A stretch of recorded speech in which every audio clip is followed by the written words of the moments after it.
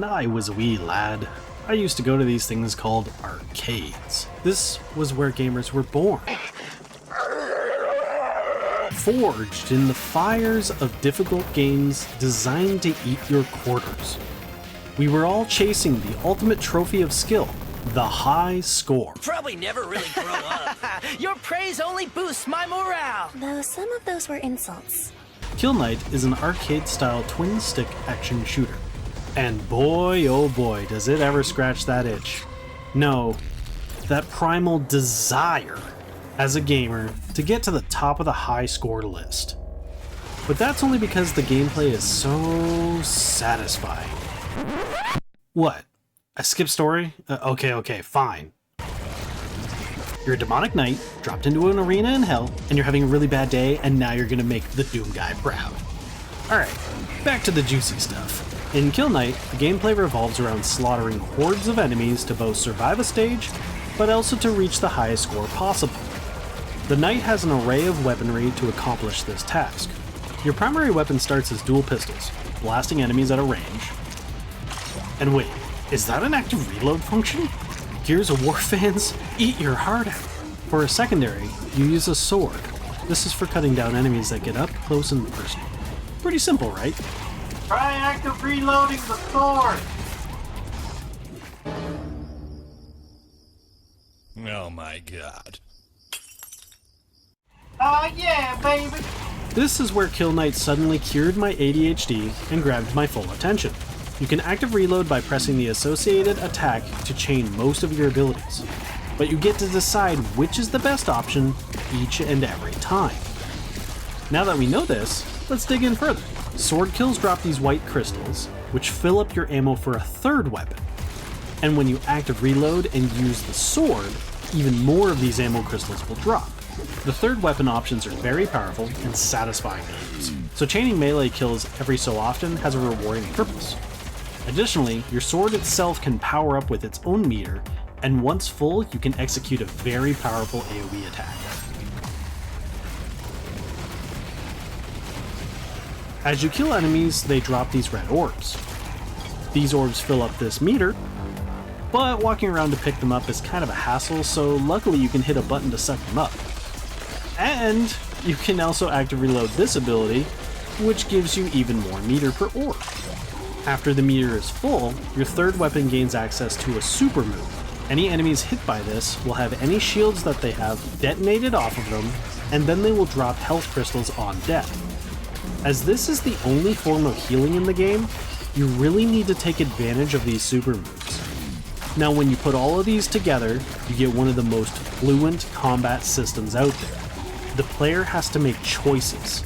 Use the pistols and get an active reload, then decide which resource or ability is needed most at this moment for this reload.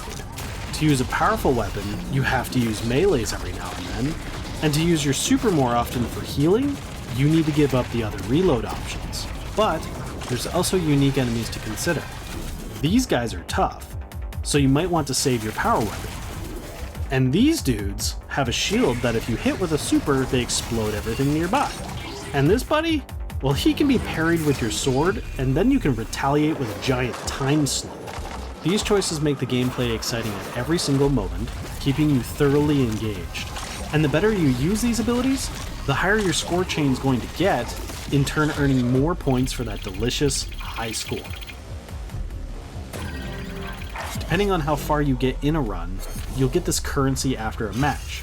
This can be spent on additional weapons, armor, and cosmetic unlocks. However, you can also unlock them by completing a difficult challenge instead.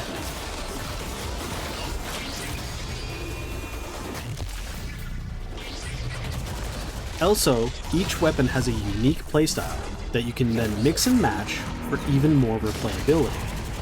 Kill Knight's graphics are dark and gory. Everything somehow looks clean and modern, while simultaneously having this slightly grainy style, giving it an arcadey old-school look. This matches the user interface that looks ripped straight out of an arcade machine, but with modern, bright LED screen colors. Attacks from the character have great animations and perfect sound effects for instant feedback, while projectiles are vibrant colors that contrast with the rest of the game. Even with a horde of enemies on your screen, you're always able to tell the enemy types apart, even while keeping track of your character and the projectiles. Meaning when you get hit, you know it was your inability to dodge, not the game's visual feedback. This demo featured an intense music track, which is very fitting for the visual style. The music is a dynamic, evolving track. What I mean by this is the further in the level you progress, the more the gameplay speeds up, and the music matches this with the track getting more and more intense every phase.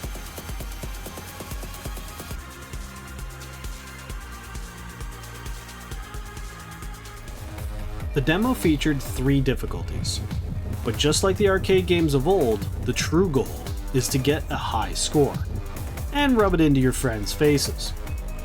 Unexpectedly though, the main leaderboard is based on your overall best score, no matter what the difficulty was. This means you can still show off a high score by playing on a lower difficulty, getting a massive kill streak, and perfecting your speed.